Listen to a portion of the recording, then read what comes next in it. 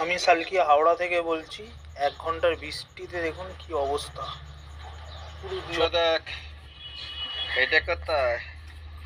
গোল park. Durga পুজো এরম হলেই চলবে বুঝলি, সব পুজো হেভি হবে, দেখবে ঠাকুর দেখবে একদম সমুদ্রের মাঝখানে ঠাকুর।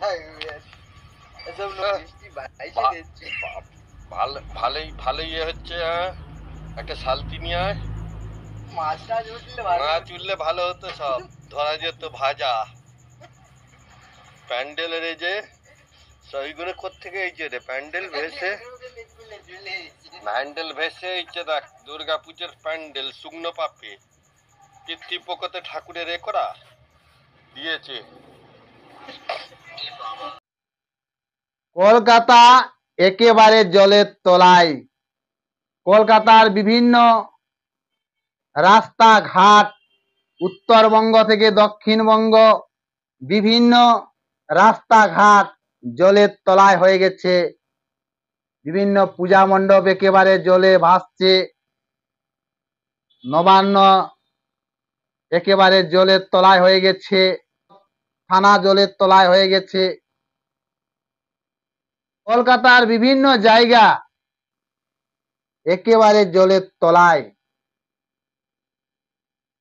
5 ঘন্টা বৃষ্টি হয়েছে, সেই বৃষ্টিতেই একেবারে কলকাতা একেবারে জলের তলায়। এই কলকাতা দিদি নাকি লন্ডন বানাতে ছিল। এই তো লন্ডন দেখছে, আর ভারতবর্ষের মানুষ দেখছে লন্ডন। জল ঘরের মধ্যে ঢুকছে, সাপ ঢুকছে, ব্যাঙ ঢুকছে, ছাত্র ছাত্রীদের স্কুল বন্ধ, অফিস আদালত কি করে যাতায়াত করবে? এই দিদির জন্যই এসব হয়েছে। কলকাতার মানুষরা বলছে যে দিদি পিতৃপক্ষ শেষ না হতেই মা দুর্গা মণ্ডপ হিজাব পরে নিয়ে উঠে, আর মা দুর্গার মণ্ডপ উঠে ফিতা কেটে মা দুর্গার মণ্ডপ উদ্বোধন করেছে। দিদি আবার বলছে যে আমি মণ্ডপে কোনো করিনি, ফিতা কাটতে উঠেছি। তো ফিতাটা কার? মা দুর্গার নিয়ে, না ঈদের, না বকরিতের? যে কোনো কিছু এই হিন্দু ধর্মগ্রন্থে পঞ্জিকা দেখে নিয়েই হয়। সেই পিতৃপক্ষ শেষ না হতেই মাতৃপক্ষ মহালয়ার শুরু হয়, তার আগেই দিদি পূজা মণ্ডপ উদ্বোধন করে দিয়েছে। ত্রিনয়নী মা দুর্গা সে দেখছে যে দিদি কত কি করছে, আর দিদির এই পাপের কাজেই কলকাতা আজ ভাসছে। দেবী মা দুর্গা তার অভিশাপে এটা হয়েছে। পিতৃপক্ষে পুজো উদ্বোধন, হিজাব পরে পূজা উদ্বোধন মা দুর্গা মেনে নেননি।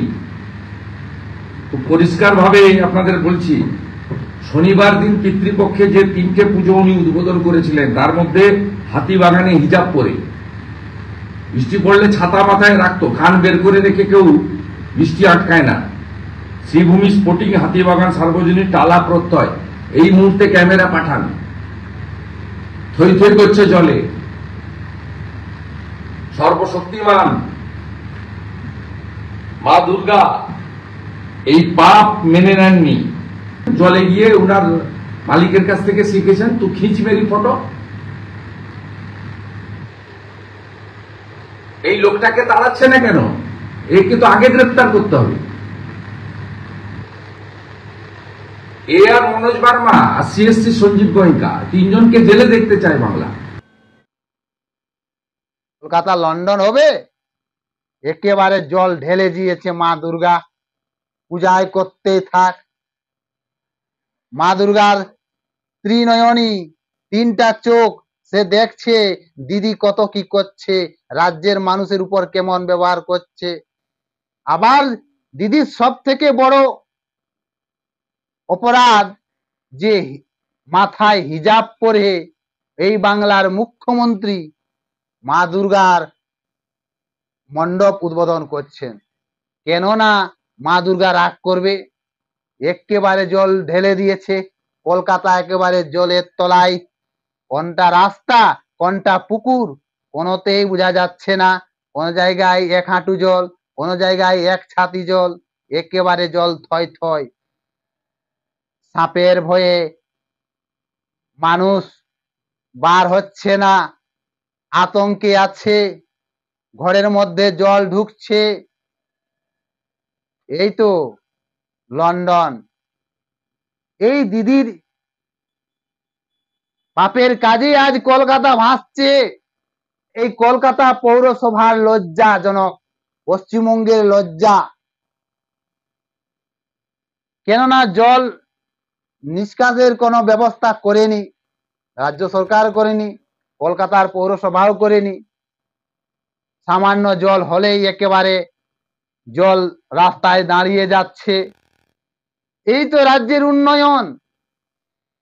দিদির পাপ কর্মের জন্যই কলকাতাবাসীকে আজ ভুগতে হচ্ছে। কলকাতার মানুষরা বলছে যে দিদির পাপ কর্মের জন্যই কলকাতার মানুষ আজ ভুগছে। কমপক্ষে দেবদেবীর কাছে পূজা পার্বণ গুলো তো ঠিকভাবে পায়রাতে দেন। আর দিদি তো একেবারে যে কোনো মণ্ডপে উঠে নিয়ে নিজের রাজনৈতিক দল শুরু করে দিল। আমি হেই করেছি, আমি হাও করেছি, আমি লক্ষ্মী ভান্ডার দিচ্ছি, আমি অমুক ভান্ডার দিচ্ছি।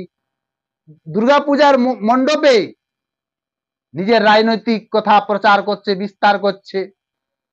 সে মা দুর্গার মণ্ডপ নয়, একেবারে বোঝা যাচ্ছে যে তৃণমূলের সভা মঞ্চ।